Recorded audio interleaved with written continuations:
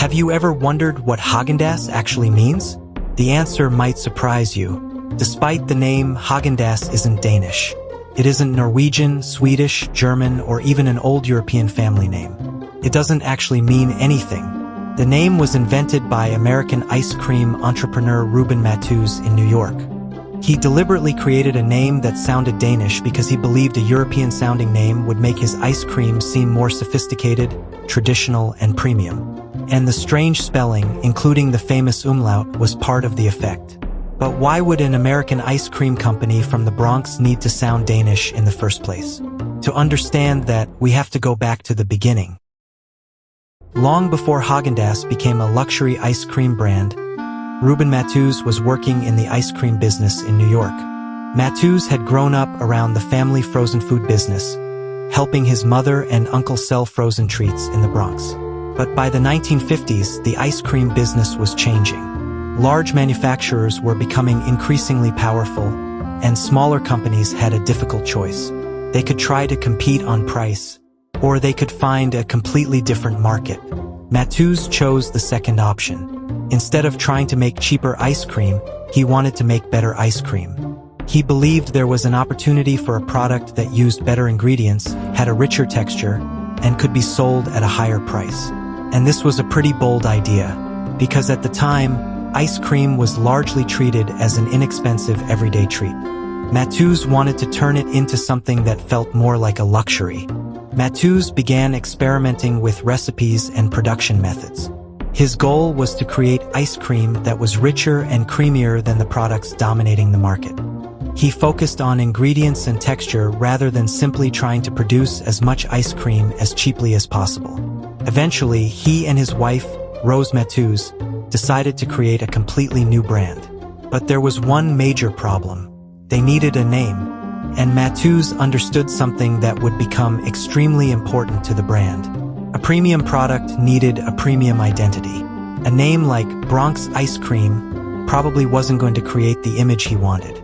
He needed something that sounded sophisticated, something that sounded European, something that made customers imagine an old-world tradition of craftsmanship. And that's when he came up with something very unusual. Häagen-Dazs. It sounds Scandinavian. It looks European. And it immediately gives the impression that this ice cream has some centuries-old history behind it. But there was a problem. There was no centuries-old history. There wasn't even a Danish word called Häagen-Dazs. The name was essentially invented. Mattus reportedly wanted the name to sound Danish because Denmark had a strong reputation for dairy products and because he admired Denmark's treatment of its Jewish population during World War II. He also believed the Danish-sounding name would give his American ice cream an aura of quality and authenticity. And here's one of the most interesting details.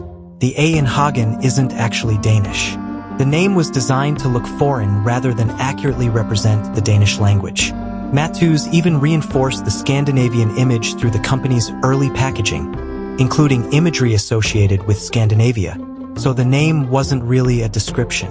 It was a marketing strategy. This might sound strange today, but the strategy was actually pretty clever. Think about how consumers perceive products. If you're selling a cheap product, you might want the name to sound familiar and accessible. But if you're selling something expensive, you want it to feel special. Luxury brands often create associations with heritage, craftsmanship, exclusivity, or foreign sophistication. Mattus was essentially doing that with ice cream. He wanted customers to think, "This isn't ordinary American ice cream," and the name helped communicate that before customers even tasted it. The interesting part is that Mattus didn't just invent a strange name and hope people liked it. He backed up the image with the product itself. In 1961, Häagen-Dazs officially launched with just 3 flavors: vanilla, chocolate, and coffee. That's it. No enormous menu. No dozens of flavors. Just 3. But the company positioned the product as something different from ordinary supermarket ice cream.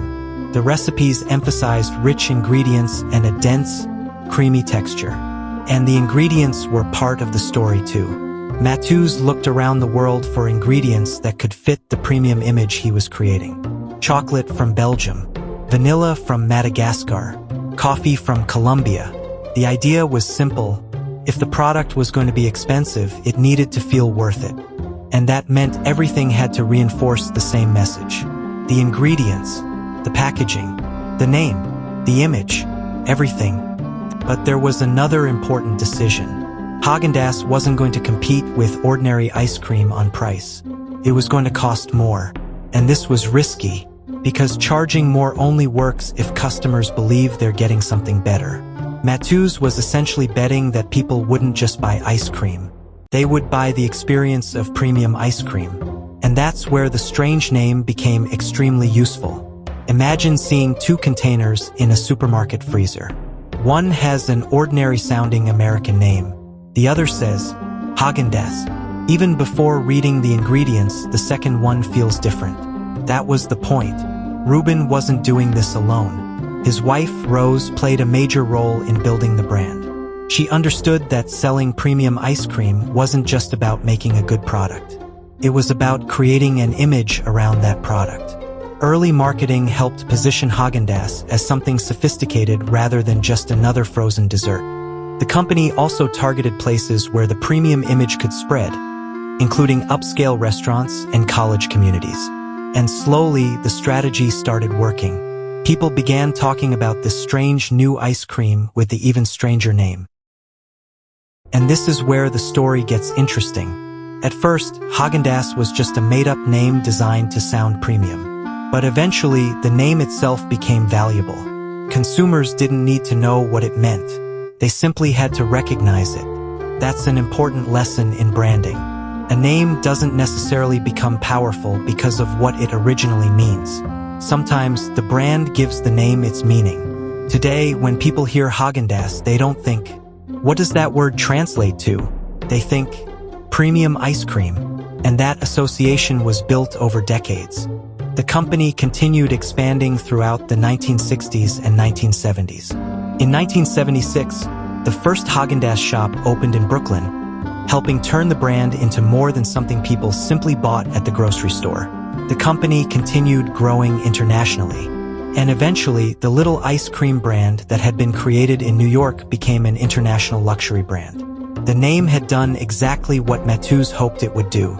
It made an American product feel like it came from somewhere much older and more exotic. And that's what makes the story of Häagen-Dazs so interesting. The name isn't famous because it has some ancient meaning. It's famous because it created the impression of having one. Reuben Mattus understood that people don't just buy products. They buy stories. They buy perceptions. And sometimes they buy the feeling that a product has a history. Häagen-Dazs didn't need an actual Danish history. It just needed to sound like it had one. And remarkably, the strategy worked.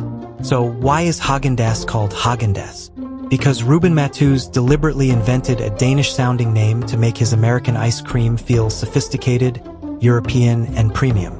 It wasn't an ancient Danish recipe. It wasn't a family name. And it wasn't even a real Danish phrase. It was branding. And perhaps that's the most fascinating part of the story. A completely made-up name became one of the most recognizable names in ice cream. Häagen-Dazs doesn't have to mean anything anymore, because the brand gave it a meaning. And that might be one of the smartest naming strategies in business history. Thank you for watching. If you enjoyed this video, don't forget to like and subscribe for more stories behind the world's biggest brands. And let us know in the comments, which brand should we investigate next?